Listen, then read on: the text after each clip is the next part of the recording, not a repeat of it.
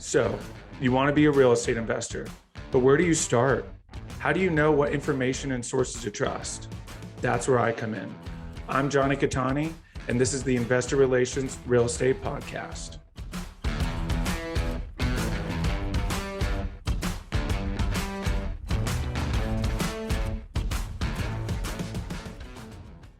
Hey guys, real quick, before we start, go to investwithcattani.com and download my free ebook, Is Commercial Real Estate Recession Proof? Now to today's show. What's up, guys, and welcome to another episode of the Investor Relations Real Estate Podcast. I'm your host, Jonny Cattani, and today I'm joined by Anthony Vicino. Anthony is a best-selling author, real estate investor, and serial entrepreneur committed to helping people maximize their return on life.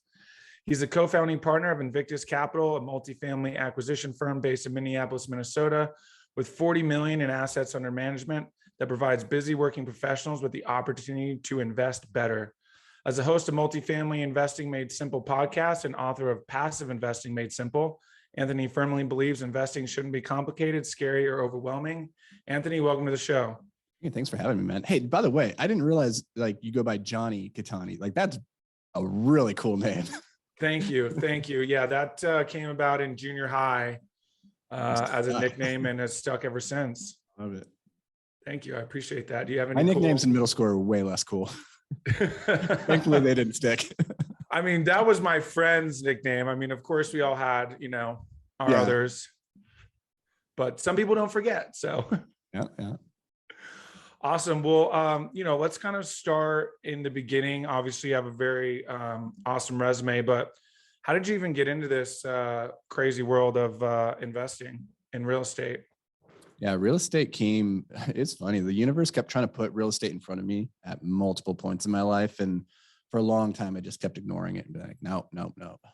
The first time was in college. I was living with my roommate and his dad, who were fixing and flipping single family homes. And we did 3 of those. And I'm really bad with my hands. So all they would really let me do was the demolition and knocking things down. And otherwise I just stand there and hold things for them. And all I learned from that experience was that I hate construction. I can swing the hammer, I can't hit the nail. And that was my first experience with what real estate is. And so I was like, real estate sucks. I don't want to do this. And I think that's most people's experience when you watch HGTV and you see all the home flipping renovation shows. That's cool in theory when you're sitting at home watching other people do it. And then when you go to do it yourself, you're like, this is a lot of work. So I walked away from real estate. I was like, I'm not doing that. And about a decade later, I was doing some other things in my life. And a friend came to me and he's like, hey, I'm going to go to buy these quads, these 4-unit buildings. And do you want to do it together? And I was like, nope, I don't want to do that, but I will give you money and you go do it. And so I was passive investing before I even understood what that really meant. He went and did all the work.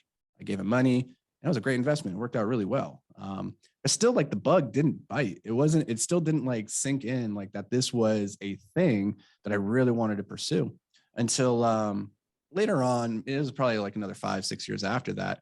I was building businesses. That's my thing. I like to go build businesses. I had a high-rise window washing company, a manufacturing company that produced polyurethane rock climbing holds, and all these different things. And each one of those was cool in its own way, but they were all really complex, especially that manufacturing company. That's some complex stuff, and I'm not a chemist. So it was a lot of hitting my head against a wall for a long time. And I was at this point in my life where I was like, the next thing I would do, I want to have, I want something simpler, but I want something that has the potential for infinite impact. And what I meant by infinite impact is I want to do more than just benefit myself, my family with finances and my employees and building a business. I want to do something that can make an impact on the community at large. And just one day I was driving downtown Minneapolis. I looked up at the skyscrapers and I was hit with the question, who actually owns those buildings? All these buildings around us, we take for granted. They're almost invisible. And I always just thought that rich people or rich institutions own those things. And it was kind of in the process of digging into it that I discovered it was a lot of people just like us, normal people that, in a lot of cases maybe would pool resources, just like I did with my buddy before with the quads. I was like, holy crap, we can do that. But on bigger buildings, we can do that thing. And I was as I dug into it, I was like, man, this is pretty simple too. The number of things that you have to understand the number of levers that you can pull in real estate are relatively few. So it's like Legos. They only click together in so many different ways, but once you understand how they click together, you can make anything. You can make, a Death Star, you can make a tractor, you can make anything. And so that's what really attracted me to real estate. I was like, man, this is where I want to be now. So I dove into that feet first, probably in 2014, and started with a triplex, did a little house hack on an FHA loan, and then from there refinanced and started scaling into larger commercial buildings. And so we've been doing ever since. Awesome. I love that. I love the Lego analogy. Those are my favorite toys growing up. So definitely makes sense there, but awesome. That's a great story. I love how you like literally ignored it and the universe is like, okay, we're going to try this again. All right. No, this time, this is it. But it's so true, right? So many people talk about, starting in residential and kind of seeing commercial as this like big boys club, like, oh, that's where you go when you're, you've got 30 years experience and kind of cap and gown graduation into the big boy club. But in reality, it's really not. Like you said, it's really just a bunch of, like-minded individuals like ourselves who are just like, hey, how can we do this? And there's all these incentives and things in place for us to do it. And the government and the IRS, they want us to do it. And for so long, like the accessibility has been there largely in many ways. If you were a non-accredited investor to passively invest in these vehicles, you couldn't really do that until 2012, 2014 with the Jobs Act. But, the accessibility has largely been there. The incentives have largely been there. The problem is lack of information generally for a lot of people. But we're so fortunate to live in the information age now where that's no longer a good excuse. And it's the benchmark of what we try to do in our business model is like, we hate selling. Like I am not a salesperson. I love educating and letting people like, let them turn on their own light bulb. And then they go, holy crap, this is amazing. And it's like, I know, right? It's really cool. So we just like to provide information, let people figure out what they want from there. Absolutely. And so often people are like, this sounds good. So too good to be true. You're like, I can invest passively and bonus depreciation, and like you get into it and they're like, no, this isn't real, but it is. No. And like you said, it's really just lack of information, lack of good information and good education, which, thanks to people like you, it's starting to, really come out. So let's kind of get into that. What does it look like for you and your business model? And how do you attract people who are potentially interested in becoming new investors and educate them, on becoming new investors? So my approach to growing businesses in general, because like all businesses have three legs of the stool, right? They have like an acquisitions, marketing, you got to bring customers in, and then you have the operations or the fulfillment, you got to satisfy the customer. And you got the finance side of things, which is, managing cash flows and all that stuff. And the thing that I've always loved is like the acquisitions, bringing customers into the funnel, because the way that we've done it in every business I've ever grown is just by putting out a ton of really awesome, fun, good content that people want to consume. And doing it in an educational way where you make both, education and entertainment, and you blend them together into edutainment so that people enjoy learning about the thing. A lot of people don't wake up thinking about real estate. So it's like, okay, we got to find a way to make this interesting enough and engaging enough that people want to do it, like learn enough about it so that they can take action. So we just do that. Is we lead with a lot of content, whether that's with, I have 3 podcasts, Multifamily Investing Made Simple.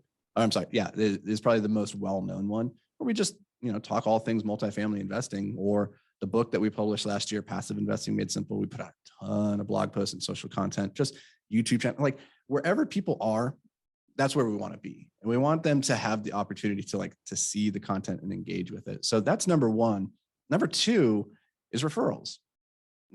Like I'm not a salesperson, but I'm a referral person. Like instead of going for the sale, always go for the referral. So when I sit down on an investor pitch, for instance, like a lot of times investors are coming into our funnel and they're already really primed because they've consumed a lot of our content. So they're pretty much ready to go. So we don't need to make a sale. We go for the referral and say, hey, who else do you know that would benefit from learning about this? We'd love to send them a book, or we'd love to, connect with them in some way. And so those are really the 2 primary methods, is just organic reach, content generation is, content's king, and then referrals. Awesome. I love it. And that's so true. And the nice thing about referrals, it really mitigates that sort of the barrier to entry, right? Because you already know that they're interested. So what kind of content, obviously we can go, you have the book, but what kind of content, have you guys found that really works? And then once you're kind of there and they're in the funnel, what are you using typically to maintain that awareness and keep them, in case you don't have a deal ready? Got to keep them primed. Yeah. So, the book and podcasts, like people generally, they consume content in one of three ways. They either watch it, they listen to it, or they read it, and watching it being like, not just watching the book, watching a video. So if you can be on like YouTube, a podcast, and have a book, like you're hitting a lot of different things. But it can be hard if you don't have a sense for how are people going to find your content. Because it's one thing just to put it out there, but then it has to be organized in a way that, Google incentivizes, the search engines to actually show it. So you have to put some thought into SEO in terms of like, what are people searching for? How can I get this in a way that's going to be in front of them? And I've seen a lot of really great content out there that's just not, it's just nobody's ever going to see it because it's just not optimized in the right way. So we look at it from that perspective, is whatever we're creating, it's created with the end user in mind and how they are expecting to find it. Whether that's, hey, I want to learn about the difference between a REIT and a syndication, or the tax benefits of a syndication. Like those are particular terms that somebody might go looking into. Generally, somebody isn't just going to type in like apartment syndication. They might, but that's probably not the first thing they're going to look at. In terms of maintaining the relationships, this is something that I think everybody could do a lot better at, because the time between deals is very, very long. Typically, like deals are in shorter supply than capital these days. So you're likely to have fewer opportunities than you are going to have investors looking for opportunities. And we spend so much time and energy getting people into the funnel, but then a lot of times we don't really maintain the relationship very well. And so what that looks like, I think a lot of people are aware, like, oh, we have to have our email newsletter, and they're going to put out a weekly newsletter, a monthly newsletter. And I don't know about you, and like we have a newsletter, but I don't know about you, but like, I don't really read just a newsletter, right? So that content still needs to be addressing an issue that I have in real time. So right now it's tax season, right? And in the last month, if you're a passive investor, you've probably been asking, hey, where are the K1s, right? Like, because K1s are always the last thing to come, right?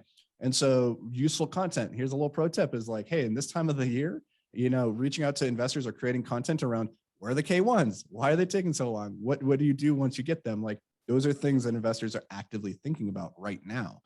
And so I think people can do a lot better job in terms of creating or maintaining consistent engagement with their newsletters, and not just putting out like, oh, here's something, like, but actually saying like, is this bringing value? So the person wants to open and read it.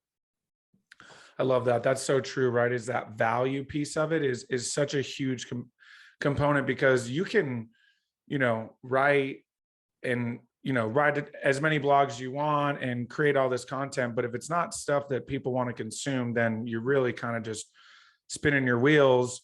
And so really you need to, sort of take on the mind of the avatar, the person you're going after, and really understand what they want to know. And you nailed it right on the head. Right now, tax season, right? How many times do we tell investors you're probably going to have to file an extension, but how many times are they like, hey, do I need to file an extension? Yeah. You never hit that too much. And the other thing too is like, that when you're maintaining leads is one thing. Actual investors that have invested money with you, that's a whole other thing too. Like, yeah, you want to be sending them emails and updates and all that stuff. But, the minimum investment in most of these deals is around $50,000. That's a big investment. And so these people deserve a little bit more than just an email every now and then. And so I think one of the things that we as a community have gotten away from, but I think is very beneficial and we've implemented to great effect, is like doing more physical mailing and like sending a physical quarterly magazine that's like, hey, here's a bunch of content that's going to be valuable for you into the next quarter. Just having a physical presence that lands in somebody's inbox and they go, oh, that's cool. Or just like sending out different, not gifts necessarily, but mementos or ways of like memorializing the relationship and saying, hey, you're important to me. Whether that's recognizing, hey, I know that you recently had a birthday or you recently had an anniversary. Everybody sends out the Christmas cards, but everybody gets Christmas cards and then nobody really cares, but if you send me out like a birthday card, I'm like, how'd you get my birthday? First of all, that's kind of cool. Like, you did some work there. Like, so thinking about how can we physically stay in front of our investors, I think is super important. Gosh, that's huge, and something that not a lot of people talk about, but taking that very personal approach, especially like you said, I mean, that's a big investment, right? So, you know, even like something, I mean, ultimately, you raise a bunch of capital, mugs, like just little things where it just stays in front of them. Thank you. We recognize you. Like that's so huge and goes a long way in keeping repeat investors, especially as your investor list grows, which, ideally that's what's going to happen. So kind of talk about, raising capital in today's economy, what that kind of looks like in terms of, really using that digital footprint and, maybe not necessarily having like a personal, obviously if you're doing like 506Bs, there's some things in place, but ultimately as our list grows and grows, we may not have a personal relationship with everyone. So kind of talk about, what that looks like for you guys. Yeah, that's the thing is in the early days, if you're growing your company from the beginning, you're probably going to be doing everything yourself and you're going to be the investor relations person. You're going to do all the onboarding pitches. But as you grow, ideally, that's the hope, is that you're not going to have the time and the energy to be able to do that, to dedicate to all the people coming in. And your focus probably needs to start shifting towards other things. And so the question then becomes like, how can you make it so that people aren't necessarily forging a personal relationship with you, but they are forging a personalized relationship with the company, right? Like I buy a Tesla, I'm not going to get a personalized letter or phone call from Elon, but I don't have a Tesla, so I have no idea, but I'm guessing they have a pretty good customer service process where they still make me feel connected with them as a company, right? And so that's the key, is like, how do we grow beyond just being a person, like a personal brand, and more into like a professional brand where, yeah, you can't do it, but the culture of what you're building in your company is a reflection of your values, which is ultimately why somebody wants to invest with you anyway, right? It's the big mistake people make is thinking like, oh, I have this really great deal and you should invest in this really great deal. And like people don't invest in great deals. They just invest in you as the proxy for, hey, here's the deal. Because like numbers don't lie, but I can make them say whatever I want them to. So if you don't trust me, you can't trust my numbers, right? So it all starts with alignment of values and interests between me and the investor. And as you grow, like it becomes harder and harder to do that on a one-on-one level. So you have to find ways to build that into the culture of the company that you're building. Awesome. I love that. That's so true. It's really like, as cliche as it sounds, know, like, and trust, and they're really investing in you. And they always say, if you have the deal, the money will come. And I think that's kind of true in a sense, but ultimately where the money comes from is someone who knows you, or a referral. Like ultimately in the end, that know, like, and trust is still kind of the core to establishing that initial relationship. Yeah, exactly. I think I've coached enough new investors who are trying to build out their portfolio and their bringing in capital, and they'll find a deal and then the capital doesn't show up. We just had some guys on the podcast that I'm good friends with. These guys, they're locals, and they've been working on this building for a better part of a year. And they went to raise capital, and they were well-known quantities within the industry at this point, but they couldn't get the capital. And the deal was good. They couldn't get the capital. And it was like, okay, like what's going wrong there? Why is this so difficult? Because I'll let you guys in on a little secret, and this might be hard to hear for people right now, but like if you are struggling to raise capital in this current environment, you're doing something wrong. It's never been easier to raise capital. There's so much money searching for yield right now that it should not be the hardest part. The hardest part should be finding the deals. So and now if you're new, yeah, raising capital is going to be hard. Like you're brand new, you have no track record, you have no network or relationships yet. But if you've been doing this for a while and you're still struggling to get the capital, look at your systems, your internal values, or what you're projecting into the world, and really audit that, because something's not connecting as you think it is. Gosh, that's so true, right? So much more, like you said, capital searching for yield. So it's really about us setting that up. Systems are so important, especially when you're taking that digital approach, right? Your content's all online, your list is growing beyond people that personally. It's really so important to have that, CRM system in place and all of the content, and sort of keeping them in that honeymoon phase, so to speak, so that they're always, your company's always kind of staying at the top of their mind. And then when the deal comes along, it's, they're ready. Mm-hmm. And if you're doing it right, like here's the really interesting thing is like we've raised probably close to 15 million at this point just in the last 2 years. And it's off the back of only maybe 100 investors, right? We get a lot of repeat investors. I just looked at the numbers the other day. Only 10% of our investors have only invested in one deal. The rest have all invested in multiple deals. So it's just like high repeat. And what's so interesting is if you're doing this right, you don't need a massive investor list. First of all, you don't need thousands and thousands of people. And if you're doing it right, they will be coming to you. They will be knocking down your door, asking like, hey, where's the next deal? And one of the most frustrating things as an operator is to have your investors banging down your door and being like, I'm sorry, I don't have anything for you right now. Right. Like, and you have to be careful because if you're a capital raiser and an operator, which is what we are, like we're a full one-stop shop with vertical integrated property management. We operate our assets. Like it can be very tempting to go and start doing some marginal deals just to help place some capital. So you don't have to turn to your investors again and say, we don't have a deal. I'm sorry, so that you got to find ways to create that type of raving fan so that they're the ones who are like, hey, take my money. And they're like, oh, can't take it yet. Sorry. There's nothing for it. Yeah, you nailed that right on the head. And it's so true. And it is such a bummer when you have money just like kind of, they've got an itch and it's like, they want you to scratch it for them. And unfortunately, especially right now with deal flow. So let's kind of get into that a little bit for you guys. What markets are you looking at and what does your guys' ideal kind of deal flow look like? So we're weird. We're weird in this way that we only focus on one market. We're in the Twin Cities, Minneapolis, St. Paul, first ring suburbs. Nice. It's our home. It's our backyard.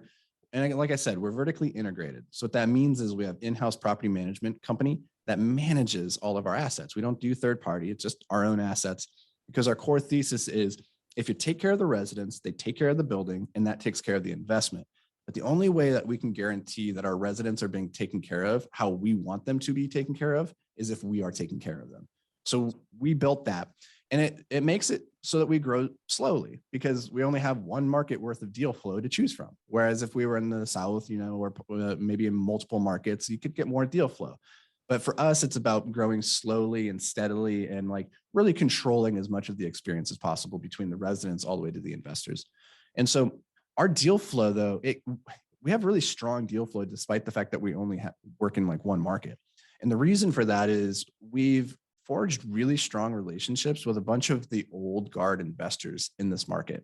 And if you go to any market in the country, there's probably like 10 or 15 people that control the vast majority of inventory. It kind of like the 80-20 principle. Like the majority of assets kind of just ends up in the hands of a few people. And if you can find out who those few people are and create relationships with them, then when they come time to cycle out of their deals, you can be the first person that they call.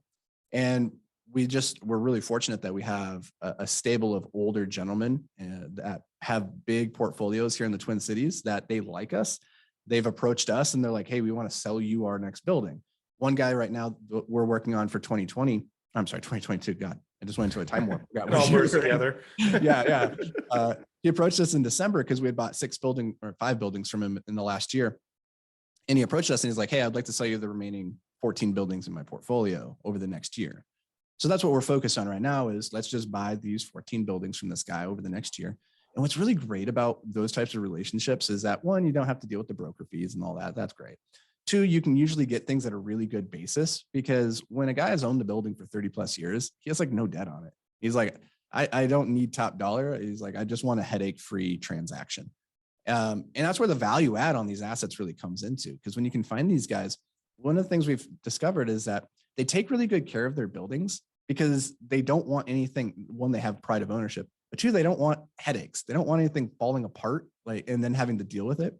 And they don't want troublesome tenants. So they start putting really good tenants in there that stay for a long time and they don't charge market rent because they want to incentivize them to stay. So next thing you know, you have like this perfect storm when they come to you with this building that they've owned forever. They haven't been keeping up with the rents. They've been maintaining it really well on the CapEx side and they have good tenants. You're like, holy crap.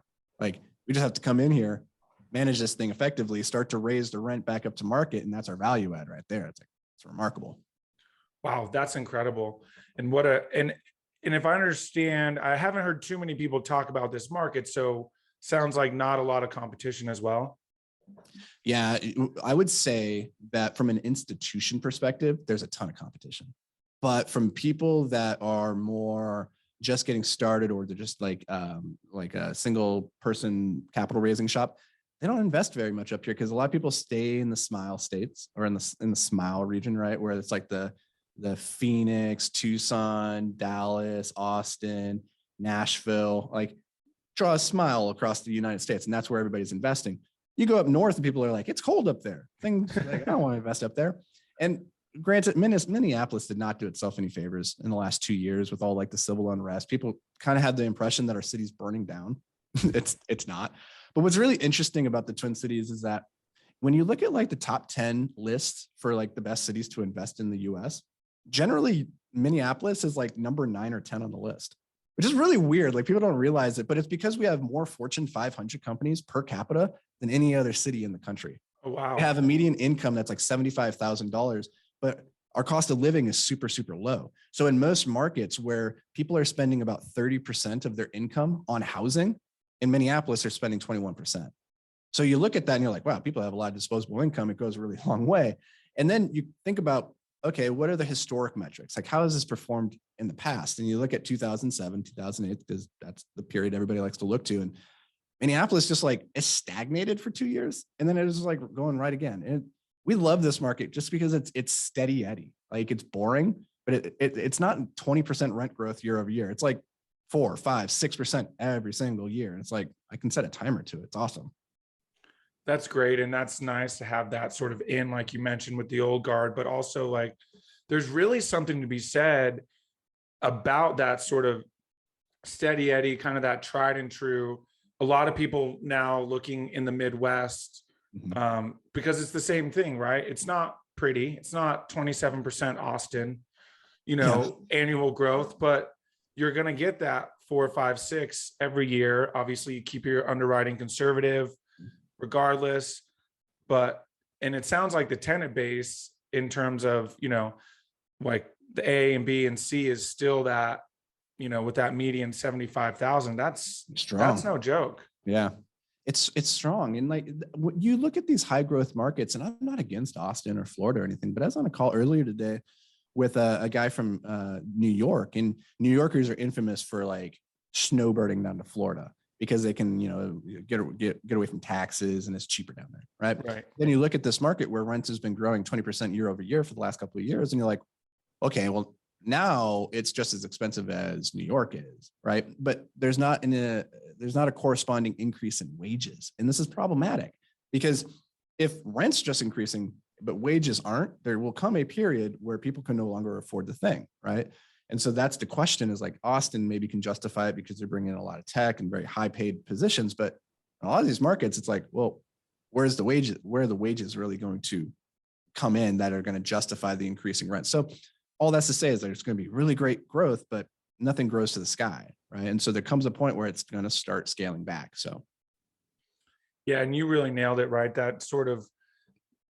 That kind of underlying, I feel like not a lot of people talk about that sort of wage disparity, where eventually in markets like Florida, you got a lot of, retirees and things like that, where their income is not going to change or potentially drop, as they like burn through their retirement accounts.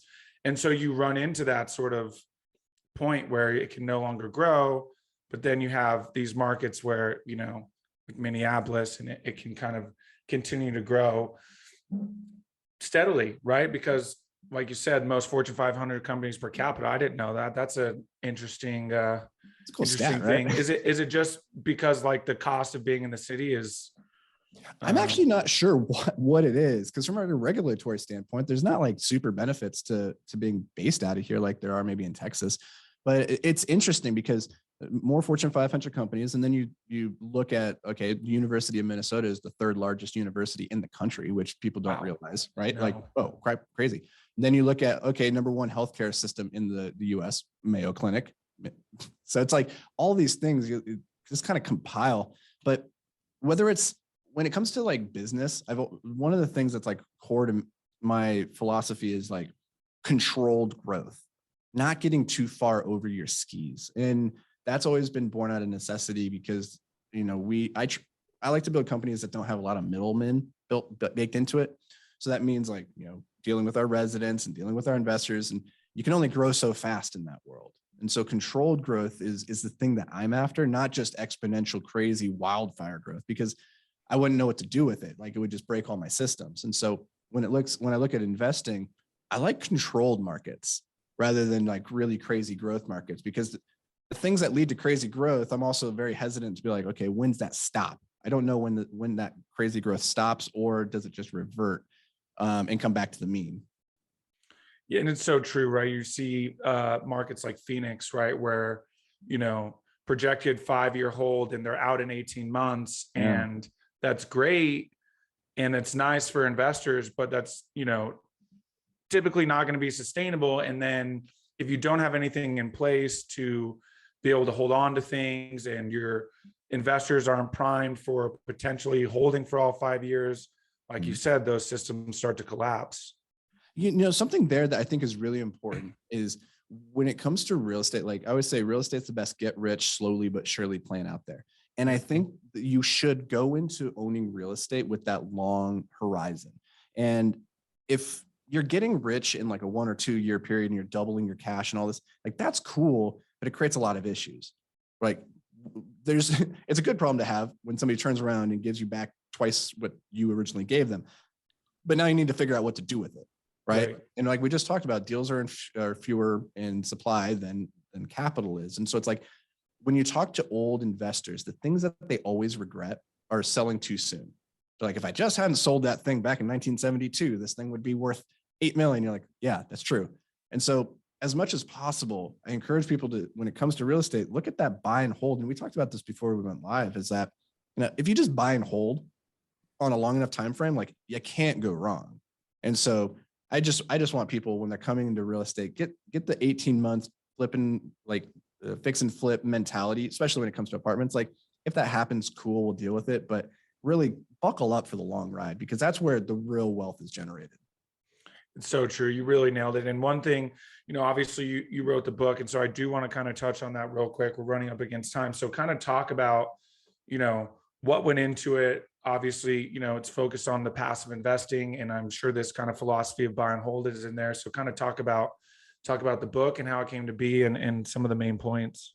Yeah. So the book is Passive Investing Made Simple. And it surprised us. We launched it last August and it hit #1 on Amazon, and it's been sitting there like in the top 10 for the last, I don't know how many months it's been now, 9 months. I can't do math in public, so that's embarrassing. So hopefully it's about 8 or 9 months, but sounds right. It started because we always have the same conversations over and over and over with new investors, people like our friends and family who we were trying to introduce to what we do.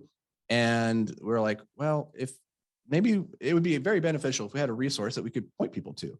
And so that's when we started our podcast, actually, is we started that with the idea of say, hey, go listen to these episodes. But as we started doing that, we realized some people like to go deeper. And so that's where the book was really born. And it was really amazing, the amount of feedback that we've gotten from not just passive investors, which is who we wrote the book for, but also from capital raisers who they now have a resource that they can give to their investors to help educate them. And there's also a lot of like frameworks and analogies and metaphors in there, because like the thing for me, in a past life, I was a science fiction and fantasy author. And so I only think in metaphor. And so there's a lot of frameworks in there for helping to explain concepts like cap rates and preferred returns to like your sister, who might not have any clue like what any of that means. So, right.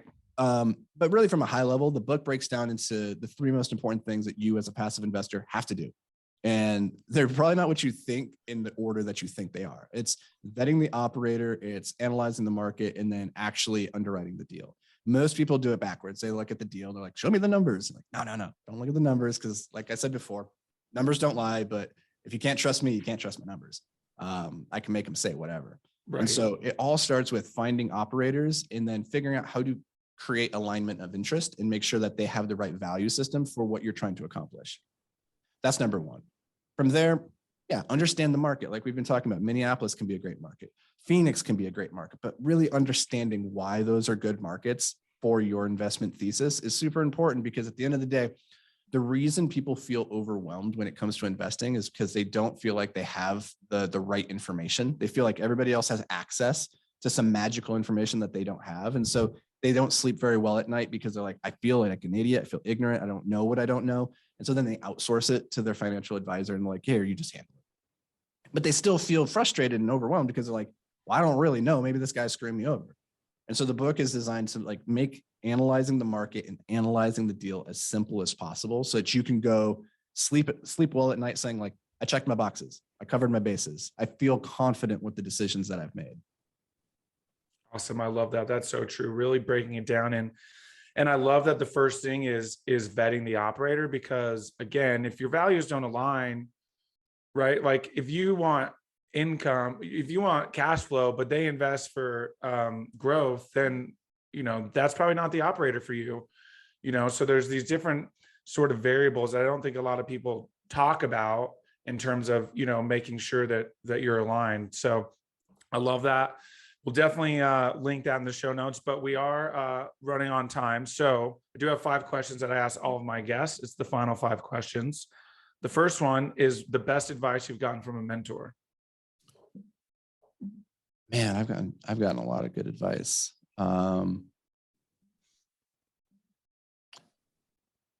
Let's go with, so one of the most important, like impactful conversations I ever had with a mentor was when I was at this pivot moment in my life, building businesses that had been very much benefiting me and my family. And he said that the price of, what did he say? He said, responsibility is the price of freedom. And what he meant by that was, you can have freedom, but what are you doing with it as a consequence? Like you can just go run off into the wilderness, which I did for a long time as a rock climber, and just be held to no account by anybody. But at the end of the day, if you want to like make an impact on the world and your neighborhood, your community, your family, and like leave it better than you found it, which I think everybody does, like at their core, I think everybody wants to leave the world better than they found it, then responsibility is the price that you pay for that. So how do you shoulder that responsibility? In what ways do you take on as much weight as you can and, live a life worth looking back at the end and being proud of? Absolutely. And there's a reason that, my sort of motto for Cattani Capital Group is build your own legacy, because for me, it's really about, leaving things better than I found it. And I want to leave something behind. And sure, listen, money is great and all that wealth is great, leave behind, all that. But really it's about the impact that you made on those around you and, leaving the world better than you found it, or as cliche, being the change you wish to see. And I think that's so important. So what is it about your career that makes you feel like you're fulfilling your why? Man, that's a hard one because I struggle with my why a lot. I think we go through seasons and our identities grow and they change. So like what my why was when I was in my 20s is different than it was by the time I was in my late 20s and now in my late 30s. And so it constantly is fluctuating. And for me, the why that I've come to is trying to get as close to the best version of myself that I believe I have inside of me. And so every day is waking up and saying, how do I just move just a little bit closer to that person that I think I can be, that I believe I can be? And as long as I can end my day looking back and finding points of pride and saying I did something there. And maybe I didn't get to check off all the things on the to-do list and I didn't do all the things that I could have done, but I did do this one thing. Like that's enough for me, is just to move just a little bit closer each day. I love that. It's so true. Such a great point. What is your favorite non-real estate or investment related book? Well, I'm a science fiction guy, so I could throw out a science fiction book, but so nonfiction, or are you saying non-business? Just as long as it's not related to real estate or investing specifically. Okay. Cool. So the book that I gift the most and I've read it the most and it's had the most impact in my life is Meditations by Marcus Aurelius. So, this guy was running the world a couple thousand years ago, pretty much. He's an emperor and he had his personal journal. And in that journal is just all his own thoughts to himself, struggling through this question of how can I be a better man? And the lessons that are in there, all these thousands of years later, like still hold true. And it's like, holy crap, this is amazing. It's amazing. It's super good. And it's called what? Meditations by Marcus Aurelius. Okay. I'm definitely going to put that on the list. We've got a goal to read a book a month this year. So you're going to love it. It's so good. Sweet. If you could have any superpower, what would it be? I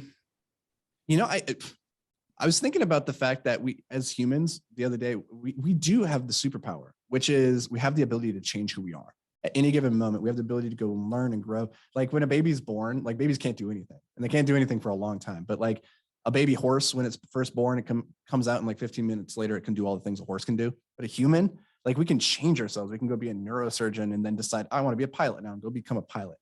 And like, I don't know, like if I think super strength, like super speed, or like flight, like those are all cool things. But maybe just take away from this the fact that like we already have a superpower. Like if you don't fully embrace that, like you have the ability to change who you are at any given moment. Like it's crazy. I know, it's so true. I had Gene Trowbridge on. He's a lawyer, but he didn't go to law school until he was 45. He was a syndicator, and then he was like, you know what? I don't want to syndicate anymore, but I want to stay in the industry. Went to law school at 45. And now I didn't realize he went to law school so late. That's amazing. Yeah. So perfect example right there, you know? And he was like, yeah, I didn't know I wanted to go to law school when I was 30. So and it goes back to the seasons of life, like things change or why changes. And like, I'm sure there's people listening to this right now in your audience who are in a job, they're living a life or in a relationship or doing something that they're not like lit up with fire about for whatever reason, but they don't feel that they can change. So hopefully this can be that thing that kind of weasels through the door of your mind and be like plants the seed of possibility that I know you could change. You could leave your career. You could go do something completely different. This is the still small voice telling you that you can change. It's not too late. Yeah. Or you can listen to Gary Vee and he'll scream it at you. He'll scream it at you. Awesome. And what's the best way for people to get a hold of you and learn more? Yeah, you can find us if you want to learn more about what we do on the investment side is go to invictusmultifamily.com. If you want to find me personally, just type in Anthony Vicino. You'll find me. There's not too many of us out there. And we mentioned the book before. So for your audience, if you guys are interested in getting a copy of that, you can go to thepassiveinvestingbook.com and you just pay shipping, which is like $9, and we'll send you a book.